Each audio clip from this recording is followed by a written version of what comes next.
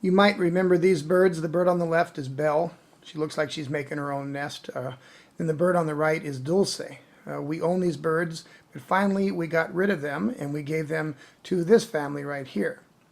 Well, as you know, when the female bird gets with the male bird and they make a nest, things like this start happening. And that's exactly what happened.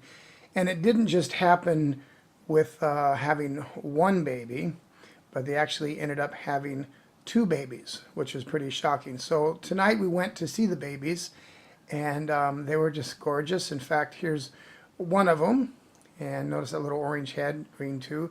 And here is the other one. Sweet, sweet little babies. Now look, now go down on my hands. And she puts it down. She's like, she cleans the cage, puts it back.